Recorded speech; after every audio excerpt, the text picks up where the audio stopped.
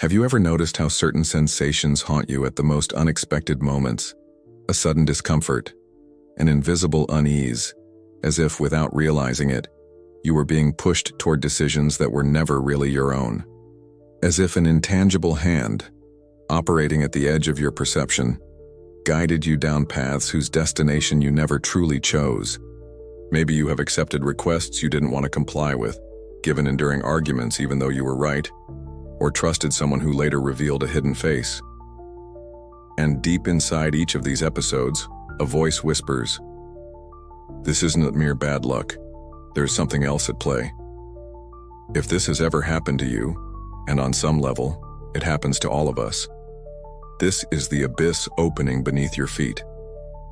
The raw, cutting truth is that every day we are manipulated, not just by strangers but by those closest to us, by media architects of discourse, by skillful leaders, and even by those who have always understood the inner mechanisms that move the human psyche. The most frightening part? Most people never even realize this. Make no mistake. To be manipulated, you don't need hypnosis, cinematic techniques, or esoteric rituals. The most effective manipulation is the one that perfectly plants in you the utter illusion of autonomy, the one that makes you believe "I wanted it that way," the one that whispers that the error was yours, that the guilt rests solely on your shoulders. Millions live for years, decades, as pieces on a chessboard they never even knew existed, reacting to invisible moves, carefully designed to seem spontaneous. If you try to react, you'll feel a wall rise up: guilt, fear, doubt. Emotional training is subtle but relentless. If even now you're thinking, "This doesn't happen to me," take a step back. The first desire of every good manipulator is precisely this: that you remain in the dark, anesthetized, convinced of an imaginary immunity. There will be no comfort here. The purpose isn't to soothe your conscience, but to arm you. Because those who master manipulation, as Machiavelli understood, don't need to shout, accuse, or pressure. They observe, decipher, attack your weak spots. They know exactly what moves you, even if you can't name it yourself. And if you don't discover it, you'll be maneuvered by impulses you don't even recognize as your own. The journey that begins now aims to uncover and expose these invisible mechanisms, to recognize patterns, emotional tactics, and games of control so subtle that they seem innocent, yet are poison wrapped in silent honey. In the end, you'll identify your own vulnerabilities, and above all, learn how to forge a true armor for your mind. Because freedom isn't doing as you wish, it is knowing why you wish it before you act. This is not an invitation, but a summons. A call for those who are tired of serving as ignorant fuel for the desires of others. For those who have borne guilt that never belonged, who have been silenced in exchange for a false peace, who have been molded by a yearning for acceptance. It's time to flip the board. But beware. Once you see, the anesthetic ignorance will no longer be available. From now on, prepare yourself, because true vision will forever transform how you see people and yourself. Looking around, you might notice that some people get what they want almost effortlessly. They don't shout, beg, or bargain. They persuade, weave their webs, and before you know it, you give in believing it was your own idea. It's not luck or a divine gift. It is refined technique, manipulation in its purest form. The real manipulator never acts impulsively. They observe, map out you and your weaknesses. They analyze micro-expressions, vocal intonations, the hesitance hidden in the pauses of your speech. The reading begins before the first word. Smiles, compliments, carefully chosen kindness, these create the mirage of connection. They make you feel special, listened to, almost unique. But beneath this charming veneer, there's cold calculation. Each gesture draws up an emotional debt that, when claimed, always places you at a disadvantage. It works because, when receiving excessive kindness, the human instinct fills in the gap by reciprocating, accommodating, letting go. Others use the victim strategy, subtle, dramatic. They complain about exhaustion, about an unfair world, transforming you into a lifesaver. Gradually, they shift responsibility for their happiness to you, making your well-being a mission. A sigh, a sad look, a slight hint of disdain. Minimal signals, but potent enough to make you feel guilt just for wanting to pull away. The skillful manipulator rarely asks, they make you offer. Without realizing, you even anticipate the other's desire. Still others opt for veiled fear as a tactic. If you refuse, you'll end up alone. If you leave, you'll never find someone like me again. They don't bind with chains, but with ideas. Without visible edges, they plant doubts about your capability, condemning you to a self-inflicted mental prison. These maneuvers aren't entirely new. From Machiavelli's time to modern social psychology labs, much has been written about the art of manipulation. The Renaissance prince already understood with cold precision that humans are driven by interests and fears, and that those who master this mechanism can shape destinies. He said people judge more by what they see than by what they touch, because everyone can see, but few can truly comprehend or experience. Manipulation, then, is acting with such mastery that illusion not only covers the truth, but makes it credible. In the grand theater of manipulation, roles are assigned before you even step onto the stage. Without knowing, you repeat lines, gestures, prescribed choices. Most unsettling, you begin to defend the script as if it were your own. But every manipulation only takes root because there is, in you, an entrance, an unacknowledged craving, an emotional wound unhealed. As long as this gap remains invisible, you'll continue calling manipulation by names like friendship, love, or respect. Now is the time to examine these vulnerabilities in depth. You aren't manipulated because you're weak. You're manipulated because you're human. Because every human being carries a blind spot, an unresolved desire, an open wound, a silent need that screams to be filled. The manipulator doesn't invade this breach. They fit perfectly into it. Not by force, just by perceiving what even you can't see. Many of us have learned from a young age to seek validation. For some, love is reward, never a right. Hence the visceral need to please, to give in, to stay quiet. Manipulators sense this need. They dole out crumbs of validation and receive in return blind loyalty. You hear what you want. In return, you surrender autonomy, critical capacity, your own desire.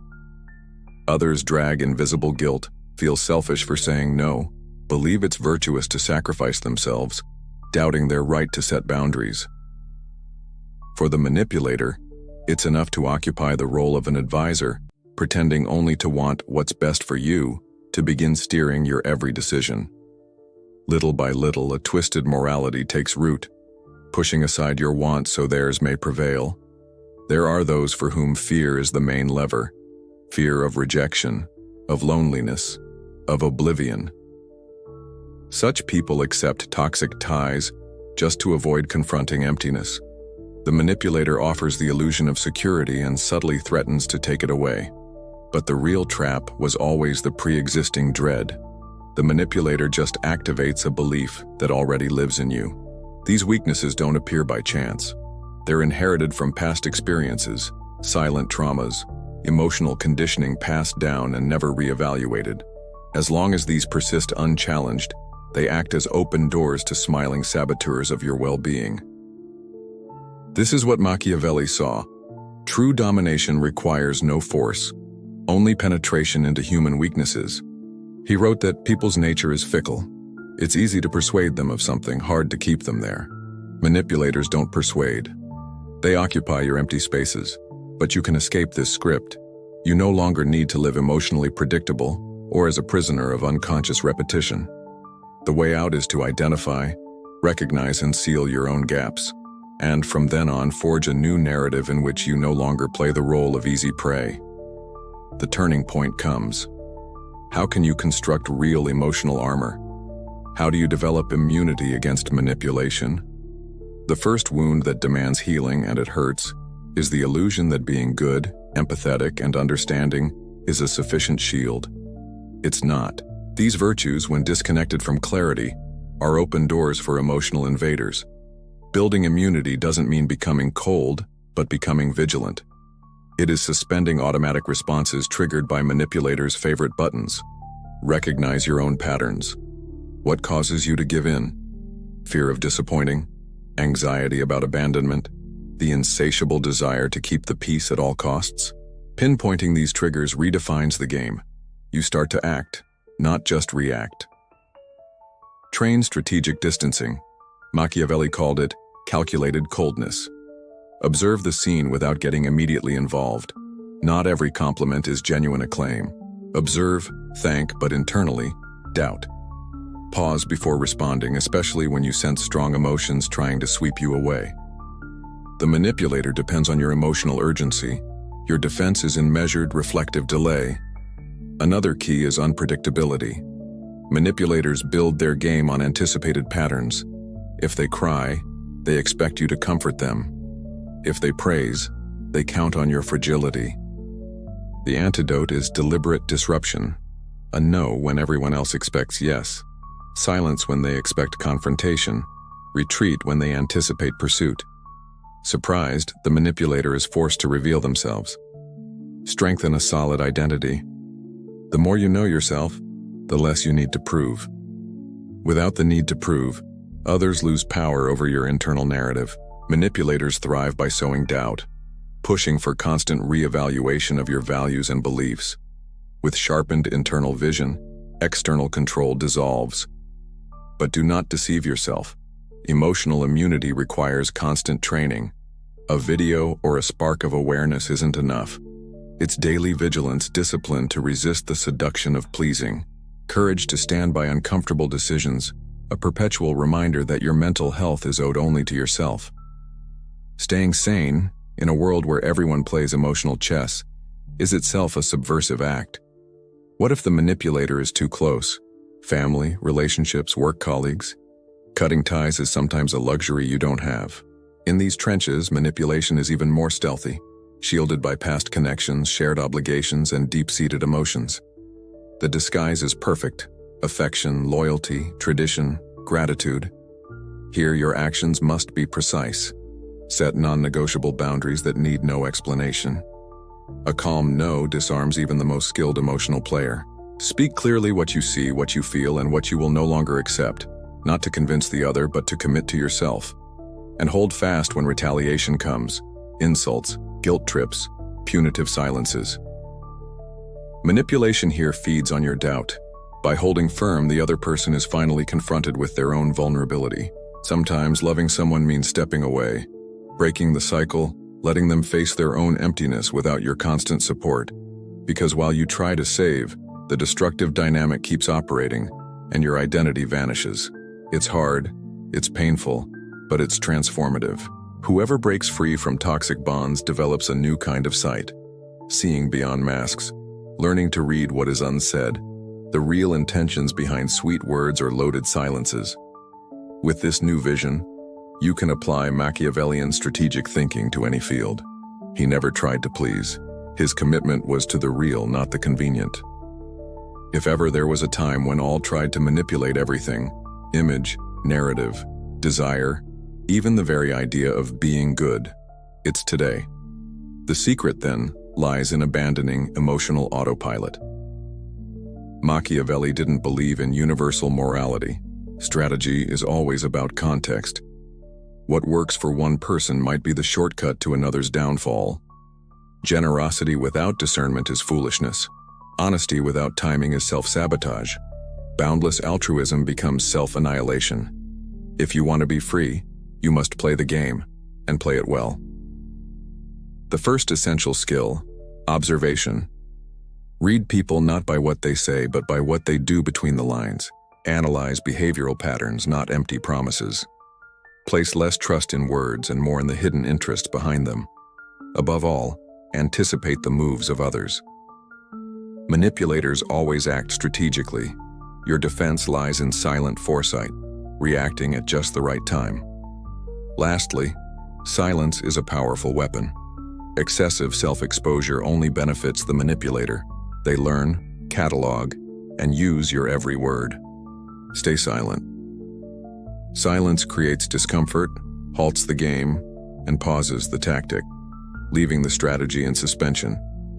In that void, power returns to its original owner. Strategic ambiguity is also a survival tool. Adapt without losing your essence. Control perception, only show enough and keep the rest to yourself. True power is what you do not display. Only those who show everything are fragile. And most importantly, take full responsibility for your own emotional state. The manipulator grows strong when you doubt, hesitate, or waver. Self-knowledge is your shield. Those who know how to self-regulate and resist pressure become impenetrable. It's not about copying great masters of manipulation, but using what you've learned so that you are no longer a pawn on someone else's chessboard. At this juncture, we reach a crucial moment. Now that you understand how manipulation works, what will you do with this knowledge? How can you transform these tools into real strength and autonomy? Taking absolute control of your own mind is perhaps the hardest task a human being can face. Because as long as you don't govern your own internal processes, there will always be someone or some structure ready to occupy them. Don't picture movie villains. Most often, the invisible reins of your thinking are handled by a smiling colleague, a well-intentioned relative, or even phrases you heard in childhood, repeated so many times they've become automatic truths. The most powerful manipulation is not even practiced by others, but is so deeply ingrained in culture, in habits, and in your mental repertoire that you no longer recognize where each impulse came from. The liberating process begins with radical questioning of your own thoughts. Is this desire really mine? Does this choice come from a deep want within me? Or is it actually a reaction to a planted fear, an inherited guilt, some ancestral thirst for acceptance? Mental freedom requires the sacrifice of myths, including that of everyone's inherent goodness. Accept that intentions around you are not always noble, and above all, stop treating every feeling as if it were an unchallengeable command. Fear, doubt, hesitation, these do not always mark the right direction. Often they are only leftover traces of hidden conditioning installed in your system since the day you first learned to ask permission to exist. This deconditioning also implies reversing the logic of social behavior. How long has your life consisted of avoiding conflict, postponing confrontations, prioritizing the emotional comfort of everyone else just so you wouldn't be disliked? The strongest chains are precisely these, forged of consensus, silence, and false harmony. By developing the courage to refuse invitations, to set boundaries, and to withstand the temporary discomfort, you start the revolutionary process of taking up your own space. The price of independence is never light. Whoever chooses to detach from the need to please will inevitably encounter loneliness. Not the loneliness of physical absence, but the estrangement from old dynamics that no longer make sense. The silence after a no, the discomfort with your new boundaries, the distancing from relationships that only survived on unconscious concessions. But it's within this new emptiness that power resides, because only those who stop seeking shelter in the acceptance of others discover the fertile ground of authenticity. When this process matures, a true shift takes place. You observe, analyze, respond, and no longer just react. The impulse to please loses force. The urgency to be understood dissolves. The fear of displeasing transforms into a compass.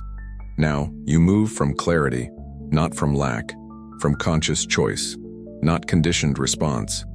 And at last, you can look into the eyes of those who tried to use you as an instrument and say, without resentment or anger, enough. To whom does your mind belong now? To the old pattern? To someone else's irresponsible wishes? Or to this new center of consciousness you are finally strengthening? Here is where the game ends and begins at the same time. You could leave this video and ignore everything. Return to routine, let the dust of new awareness settle, and retake your old role in someone else's play. Or you could deliberately train every day as an observer. Analyze your motivations, resist automatic impulses, construct solid choices of your own. The cycle of manipulation breaks when you consciously decide to stop participating in the unconscious game. When you verbalize what was once only a feeling. When you choose not to give in to the first touch of fear or guilt, even if discomfort seems at first unbearable. Thus is born a new relationship with power, internal, silent, almost invisible to the outside, but revolutionary within. What you do from here on out is an act of personal renewal. Share it in the comments. When in your life did you realize you were being manipulated? Was there a jolt, an awakening, or was the process gradual and continuous? If you still feel trapped in some destructive emotional dynamic, write it down. Saying it aloud, even in anonymous lines, is the first and most significant act of liberation. Exchange experiences, ask questions, reflect. Together we can untie the invisible knots. And if this video has turned on a new light along your path, don't stop here. The next content goes further, showing not only how to identify power games around you, but how to transform every pain from the past into fuel to forge an unbreakable identity. Knowledge is a ladder. Each step takes you further from the darkness of being guided by invisible hands. Climb with me, because the truth not only sets you free, it redefines everything. See you in the next encounter at The Deep Existential, where we think without a face but never without depth. Share your story, challenge the status quo, and above all, allow yourself the discomfort necessary for true freedom. Because only discomfort is powerful enough to push us beyond manipulation and make us authors of our own narrative. Share, question, transform.